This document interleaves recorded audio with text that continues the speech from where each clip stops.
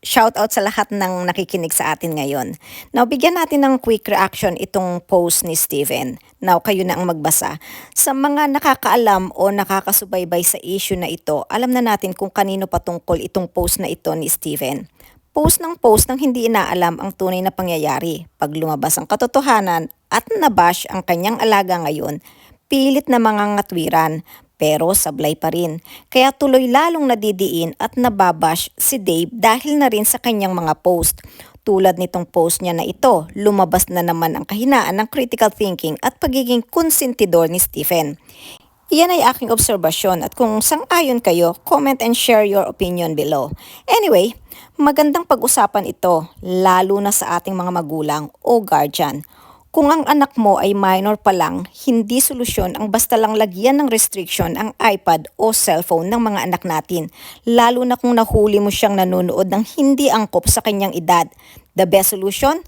Tanggalin totally ang gadget sa kanyang kamay. Let them use only the gadget kung gagamitin lang related sa pag-aaral. Best kung isupervise pa rin habang nag-aaral na gamit ang gadget. At kung hindi kailangan, remove totally the gadget sa kamay ng minor. Hindi pag-deprive sa bata ang pagtanggal ng gadget o pagbawas ng paggamit ng gadget kung iyon ay sa kabutihan at safety ng minor. Now, si Tekram lang ba ang nag-restrict sa paggamit ng iPad at hindi lang basta nilagyan ng restriction ng gadget? Marahil isa sa dahilan ng pag-alis ni Dave sa pangangalaga ni Tekram ay ang pakiramdam na na-deprive o masyado siyang restricted sa paggamit ng gadget. Marahil hindi niya nakaya ang mga rules ni Tekram. Isa na doon ang sumbong kay Ninong Stephen na isang beses lang niyang nagamit ang iPad. Okay, pagpalagay na natin na isang beses lang talaga. I-assume na natin kahit hindi totoo. Mali ba si Tekram na bawasan o hindi pagamitin ng gadget si Dave? At ang sabi ni Stephen, dapat nilagyan ng restriction ng iPad kung totoong nanunood siya ng hindi angkop sa edad niya. Madali lang namang gawin yun, ayon kay Stephen. Tapos, pwede nang gamitin ni Dave ang iPad na bigay ni Ninong Stephen. In your opinion, sino ang mas tama? Si Tekram na restricted o halos hindi pinapagamit ng iPad si Dave o si Stephen na lagyan ng restriction at pwede nang gamitin ng iPad anytime na gustuhin itong gamitin? Okay, bago nyo sagutin yan, may ipakikita ako sa inyo. Itong mga high-profile individuals, including tech industry leaders and celebrities, have chosen to restrict and even ban iPads and other devices from their homes. Imagine, hindi lang restricted, ban talaga. Isa na dyan si Steve Jobs. Alam naman natin na Apple co-founder ito famously limited his children access to technology including iPads despite creating the device. Imagine, they can afford the most expensive device. Samantalang itong si Stephen ay inis ata dahil mahal pagkabili niya sa iPad tapos hindi nagagamit ng inaanak niya. Ngayon, si Bill Gates ganun din, si Mark Zuckerberg ganun din. Etong matindi si Kirsten Dunst. The actress and her husband have banned iPads and other devices from their home, opting for more traditional forms of entertainment. Ganun din si Dax Shepard and Kristen Bell. The celebrity couple has delayed getting cell phones for their daughters and banned other devices. Ano ang gusto kong ipunto dito? Why I presented this to you?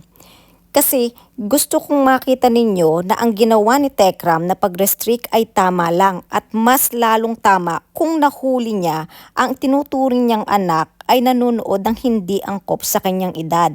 At ang paglalagay ng restriction ay hindi sapat para maiiwas ang bata sa mga basurang napapanood nito sa iPad. Sana makarating ito kay Stephen. Stephen, tanong ko sa iyo, can minors still access adult websites despite restrictions applied to their iPad? Yes or no? Kung hindi mo alam ang sagot, the answer is yes.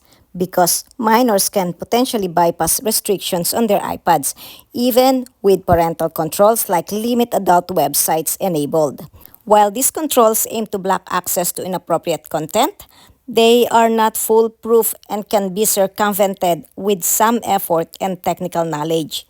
So Stephen, kahit na may restrictions ang iPad o ang isang gadget, pwede pa rin maka-access ang isang minor sa adult websites. Tama naman ang solusyon na lagyan ng restriction. Pero para sa akin, mas tama ang ginawa ni Tekram na restrict ang paggamit o hindi ipaggamit ang iPad kung basura lang naman ang papanoorin ng bata dito. At ito naman ang tanong ko kay Dave at kay Stephen na rin. I-assume na natin na ginamit ni TechJune sa pag-edit ng mga videos kahit minsan lang niya hinihiram ito para sa pag-edit ng video sa mga misyon na ginagawa ni Techram. Hindi ba kayo natuwa o masaya na nagagamit ang iPad sa mas kapaki-pakinabang at mas marami pang natutulungan dahil sa kinikita ng video at marami pang naabot na tao o mga bata na tulad ni Dave na nangangailangan? These are the things na dapat tinitimbang mo, Stephen, at tinuturo mo kay Dave. Hindi yung puro sarili na lang niya at nakafocus na lang palagi sa pera, material na bagay, and all about him and what he wants. Hanggang dito na lang muna. Hanggang sa muli. This is Ecclesiastico. Take care and God bless.